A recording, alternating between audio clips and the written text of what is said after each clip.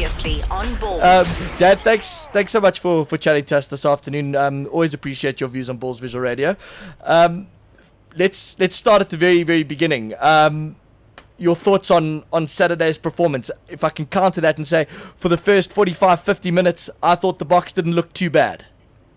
Yes, and I must say, now that it's Monday afternoon and we've had time to settle, I'm sort of feeling less irritated than I was during the match on Saturday. I just thought we played so terribly, and I felt a lot of chickens came home to roost because we couldn't use the ball that we were winning, and we couldn't put the possession to positive use. But now, if you look back, our forwards gave the All Blacks a damn good hiding.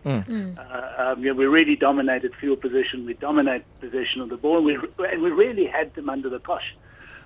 Which sort of a little while ago I got into a altercation on Twitter, as one does, because you can't say exactly what you mean. But I said the All Blacks are beatable, and then all those, probably mostly those folk who wear All Black jerseys in the Cape, they came climbing into me about how could I be that ridiculous? But I think the All Blacks are very beatable, and what we've done is shown that they are very beatable. We can put their pack down, we can dominate them. And if we play properly, we can beat them, and we really should have won that test match. Well, if I could say, chances, I did exactly the same thing as you. I put a tweet out after the game, and I said, what could have, should have been, and what might have been. And I said, I think we should have won that one. And I copped a bit of flack on Twitter for saying that, but I do believe that. No, exactly. And you can't really. Obviously, kicking is important. And we missed a lot of kicks, but that's not the crucial aspect of it, because often that does happen, is that you miss kicks. But let's handle the missing of the kicks. What is happening to the Springboks at the moment? When we won the Rugby Tri-Nations in 2009, Frans Steyn kicked 3 penalties against New Zealand in Hamilton, 3 of them from his own half. So we got 9 points. Now in Dunedin, we didn't get those points. So when those kicks don't go over, and I always used to warn, factor in the fact that those kicks are from very far, and if they don't over, you don't get the points. So don't rely on that. Okay, Morné Steyn, we know, is terribly off form. But I think the greatest worry is that we had fantastic chances to score tries. In fact, 2 very clear chances, and one right at the beginning, 2 minutes in, and we just messed it up because of rank, poor passing. And in fact, Brian Abana is taking the flak for not getting the ball when he had the chance. But I really believe it was Zane Kirshner who threw the ball behind him. Yes. And when you've got a Springbok fullback who's playing in his 20th Test match, and we get a fantastic chance, and it's a 3-on-2 situation. All you've got to do is run at the first guy that stops the next guy, and make an accurate pass, and Brian's in at the corner. So we couldn't do that. And then on the other side, later on in the game, when New Zealand were really fading, I thought, and you really had that feeling, we could do this. Jean de Villiers, of all people, throws the ball not only forward but into touch, and it's just not good enough. And the reason I think that happens is because we're playing a brand of rugby, we're playing a pattern where we don't try to run the ball. So we're never expecting to run the ball. We don't go on the field with a mindset saying we're going to play some attacking rugby, and when we get good positive ball, we're going to run it. And I think that's my disappointment with Heineke Meyer lies in that has been apparent for a while. It was apparent in the England series. It was apparent when the Rugby Championship started. And I just am afraid that Heineke Meyer is not responding to what he's seeing in front of him, because all the rest of us are, saying we have to do something about the brand of rugby we're playing. I want to ask you, though, I know that you said the kicks were one aspect of it, and we shouldn't rely too heavily on the kicks. The fact is the public picks up on something, and unfortunately for Morné Steyn, he is the scapegoat. He's being targeted. We know that he's out of form. He's struggling at the moment. Is it fair on Morné, who is actually a fantastic guy, and we're not talking about him as a person, we're talking about him as a rugby player here, but is it fair on the man to A, have started with him in the first place, and B, carried on giving him the kicking duties for so long when we know that he's blatantly struggling? Yes, I think that is a good point to make. As Heineke Meyer knocked him even deeper into the pit of despair, because he's clearly been a rugby player who's off form, who's lost confidence, but then again, Heineke Meyer has had a lot of rugby and has a lot to do with the Bulls and with Morné Steyn. So maybe his thinking was, I'm going to show faith in him. He's going to come through for me. And, there are many instances in sport where that has worked. This time it didn't work at all. And now, of course, you go to the other point of the scale, and it says that Heineke may have maybe done more damage to Morné Steyn than was necessary. Because, and I really feel for a coach in that situation. I mean, it must be very hard when you've been part of a player's career, when you're pretty much a player's mentor, to make that decision when you're actually hoping that I'm going to show belief in him and he's going to come good for me, and it didn't happen. Yeah, I was reading something on Sport 24 this morning, maybe you read it as well, Heineke's comments after the game, and they had chatted about it at half-time, and he figured that, the reasoning was that he'd let Morné Garten have one more chance after the break and see what happened. We know what happened, but in reality, as you were saying over there, it perhaps should have ended a little earlier than that. Yeah, probably. I think it's also very difficult for Morné Steyn when young Johan Goosen turns up and he's on tour now, and he's a cocky, confident youngster, and he's feeling the cold wind in his neck. And there again, I think what Heineke Meyer was trying to do is protect Johan Goosen. But now the reality is Johan Goosen's been sent onto the field for a couple of minutes in 2 test matches, but they're both losing test matches, and that's not good for a youngster, because he's already got on his record that he's played for the Springboks twice and he hasn't won a test match. Yeah, I want to ask you, Dan, about Goosen and also about Lambie. These two, obviously, with Morné playing like he is, and Kirshner also coming in for a bit of stick, saying that Lambie should be on in his place. Is it fair to bring these Oaks on? I think Patrick had 5 minutes of game time on Saturday, and Goosen was on for about 25 minutes. But you're asking a hell of a lot from these Oaks to then come on the field after the damage has essentially been done and the game effectively lost, and you're asking, you're giving Lambie 5 minutes of game time. How much can he do in 5 minutes? Yeah, no, with Patrick Lambie, I just can't understand it. I just believe that Patrick Lambie has so much more to offer than Zane Kirshner. And it sounds harsh because, the one lesson that I've learned in the years that I've done that, and it's a lesson worth remembering whether you're a fan or a writer, is no Springbok ever goes on the field with the intention of playing badly. Yeah.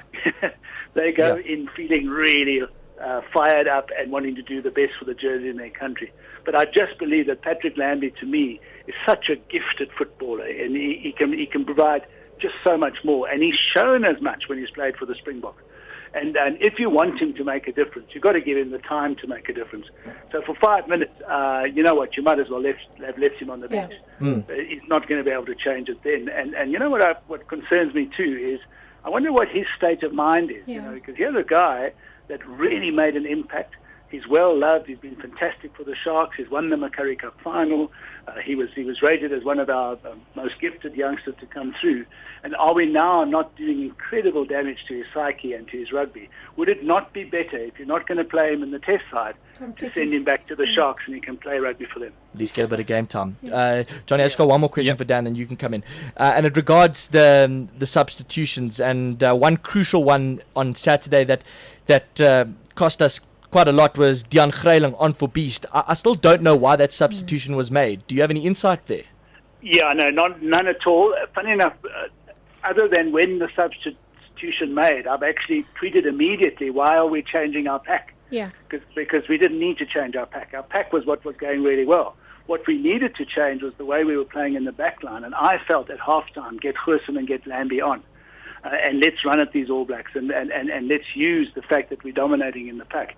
And then I suppose with Deon Greiling, I mean, he had no way of knowing it was going to be that kind of nightmare. But, so I think all the things that went wrong for him couldn't be foreseen. But the change didn't need to be made. But I think Deon Greiling, I have to be honest, to go at Richie McCaw like he did, as irritating as Richie McCaw is, and as much as we South Africans believe Richie McCaw gets away with murder, you can't do that. I mean, and in fact, if it hit him a couple of centimetres to the right, he could really have hurt him quite badly. And I think Heineke's done the right thing there, to apologise, to come down hard on it. And I've got a feeling that Deon Greiling might have cooked his goose when it comes to being a Springbok. Yeah. Johnny, you had a question for Dan? Yeah, and it's something that I asked Simon as well at the weekend. Ruan Pino, we were talking about him. What do you make of his performance? Would you stick with him? No, it was very poor, John. And I think the change from Francois Hougaard to Ruan came about because Heineke wants to play this kicking game, kicking the ball into the box, putting a lot of pressure on the opposition, and they talk about the kick chase, and that it's a very effective way of playing. And if we're honest, we won the World Cup in 2007 playing that way, and the Bulls won all their Super Rugby titles playing that way. The problem is that the game has changed. In 2009, there was a significant change. In fact, probably against us, to stop teams holding the ball on the ground and holding the ball in the ruck. We had to make the ball quicker. And what that has done is taken away that steady platform where a scrum half especially can set himself, can take time, and really almost like a golfer taking his stance, get ready for the kick. Now they're being hurried. Hougaard couldn't do it because he's not naturally trying to do it, and he struggled with it, but I think he wasn't getting protected by his forwards. It's difficult for the forwards to protect him because things are happening so quickly. I think the idea with Ruan Pienaar was to bring him in because Heineke felt he could do it better, that he was maybe a little bit more of a skillful kicker. The same problem that Ruan had, that Hougaard had, Ruan had, and he couldn't get it right. And then, in fact, if we're honest, Farid Priya had a poor Rugby World Cup last year, and I think because of the same reasons, because that steady platform was gone. The thing that worries me about Ruan, though, is how he slows the ball down. I don't know if that's part of the tactic, if he's under instructions, but, putting your ball on the foot and taking your time to put the kick over the top and letting people know the kick is going to come, that's very disappointing because there again, Ruan Pienaar is a very talented, instinctive rugby player, and he's just not doing it. So then you have to start following the line and say, well, he must be under instructions. But he had a poor game, and I tell you what, that foot on the ball thing that he's got into. Yes. Yeah, I don't know what that's all about. I don't know what that's about. And the other teams are going to study it because the law is if you touch the ball, they can play you. And if they persevere with Ruan and he starts doing that, you watch the Aussies or the Kiwis will have a go at him. And rightly, because the moment you touch the ball, it's deemed to be out. Yeah. Dan, we've got to wrap it up, but I very briefly, I'd just like to hear your final thoughts on the home games that we have and how you think Heineke Meyer should approach them, bearing in mind what's gone on. Yeah, he's obviously showing a stubborn streak. I really believe we've got to get Goosen and Lambie into the side. Because Frans Steyn just started firing at the moment Goosen was next to him. And I think we really need to say that that while we want to play a kicking pressure game, we have to add other dimensions. We need to be quite exciting. And then looking ahead, I think the All Blacks have almost got the damn thing wrapped up, which is quite sad. Yeah. But we should be able to beat the Wallabies. I think the Wallabies are a very poor side, and they're all over the place. And if our forwards play like they do, and we can keep them under the cosh at FNB Stadium, we can beat them as well. And then, we end with 2 wins and we think everything's good. Hopefully we won't do that. I'm hoping that we see some concession from Heineke Meyer and the other coaches that the way we've been playing doesn't work anymore and we can play a lot better. And I'm absolutely convinced that we can play a lot better. We've got wonderfully talented rugby players. Dan Retief, thank you very much. And as always, we appreciate your thoughts and your time on Ballz Visual Radio. Yeah, no, good guy. Thanks. It's a great pleasure. Thank you so much, Dan. There you go. Dan Retief talking to us. They're always good insights. That's why I like chatting to Dan. It's knowledgeable. Someone who understands the game. 2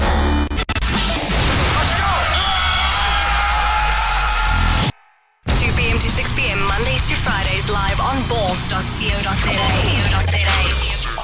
Ballz.co.za.